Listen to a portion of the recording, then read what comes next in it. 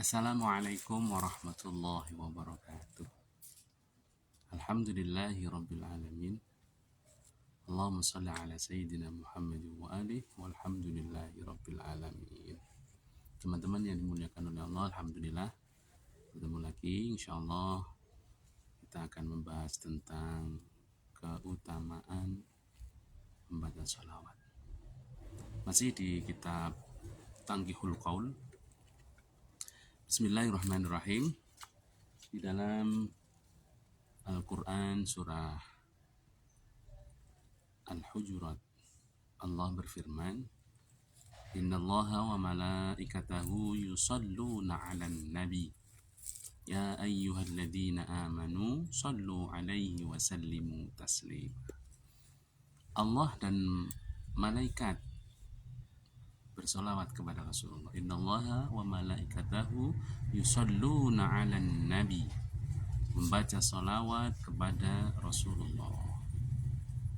Kemudian ayatnya, ya ayyuhalladzina amanu sallu alaihi wa sallimu taslima. Panggilan Allah ini kepada hambanya adalah panggilan sayang. Ya ayyuhalladzina amanu, wahai orang-orang yang beriman. Ibaratnya begini, ketika kita dipanggil sayang, disubyo-subyo, itu kan senang. Contoh begini, kita punya anak, kita mau menyuruh anak kita dengan cara begini, nak, cah bagus, cah pinter, cah ganteng, minta tolong bapak belikan apa. Itu lebih mengena daripada langsung, nak, belikan ini.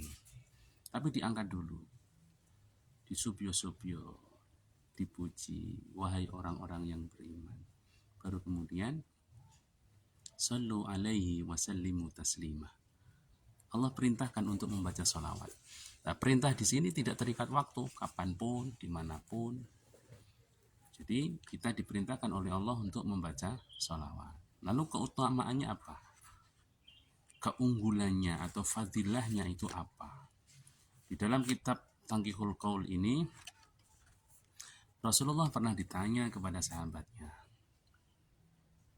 Qala ba'du sahabati Rasulillah sallallahu alaihi wasallam, sallallahu ashran liman salla alaika marratan wahidatan, hal dzalika liman kana hadiral qalbi. Ya Rasulullah, ketika kita membaca sholawat, ketika kita membaca sholawat 1, maka akan Allah ganti 10.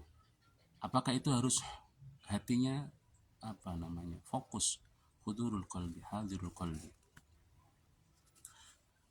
atau tidak? Artinya ketika kita membaca sholawat apakah harus fokus? Ternyata jawab Rasulullah, la, bal huwa likulli musallin ghafil. Tidak, orang yang membaca sholawat itu tidak harus hudur. Bahkan orang yang ghafil saja, lalai, seenaknya, baca dengan jalan, baca dengan cuci piring, baca dengan nyapu, dengan ngepel, dengan nyetir, itu tidak apa-apa. Lalu kemudian Rasulullah menjawab lagi, bahkan wa yu'tihillahu amsalal jibal wal malaikatu tad'u lahu wa tastaghfiru lahu wa amma idza kana hadiral qalbi waqta salati alayya fala ya'lamu qadra dzalika illallah ta'ala. Subhanallah, Rasulullah menjawab, orang yang membaca sholawat dalam keadaan ghafil, tidak hadir hatinya, itu Allah akan memberi pahala seperti pahala sebesar gunung. Dan malaikat berdoa memintakan ampun kepada dia. Itu yang orang sambil layeh-layeh, baca sholawat, bepergian, nyetir, baca sholawat, dan sebagainya, baca sholawat, ghafil, tidak fokus kepada Rasulullah, Allah ganti, Allah kasih pahala sebesar gunung. Dan malaikat berdoa memintakan ampun kepada dia. Lalu bagaimana ketika orang itu bisa hudur, hatinya bisa fokus, betul-betul meresapi ketika membaca sholawat, membayangkan Rasulullah, meminta kepada Allah agar Rasulullah diberikan rahmat. Pahalanya hanya Allah yang tahu. Ketika hanya Allah yang tahu, pasti pahalanya banyak, nggak mungkin pahalanya sedikit. Itulah teman-teman pertama fadilahnya orang yang membaca sholawat. Salawat yang bagaimana? Monggo. Allahumma sholli ala Muhammad, monggo. Allahumma sholli ala Sayyidina Muhammad, monggo. Sallallahu ala Muhammad, monggo. Semuanya kita meminta kepada Allah agar apa? Agar Allah memberikan rahmatnya. Kepada siapa? Kepada Rasulullah. Jadi tidak mengkultuskan Rasulullah, tetap kita meminta kepada Allah agar Allah memberikan rahmat kasih sayangnya kepada Rasulullah. Dan itu sejatinya akan kembali ke kita. Kembali ke kita. Bahkan di sini ada keterangan orang yang nanti di hari kiamat akan dekat dengan Rasulullah adalah orang yang paling banyak membaca sholawat. Inna awlan nasi bi yaumal qiyamati aksaruhum alayya sholatan. Orang yang akan dekat kepada Rasulullah kelak di hari kiamat adalah orang yang paling banyak membaca sholawat.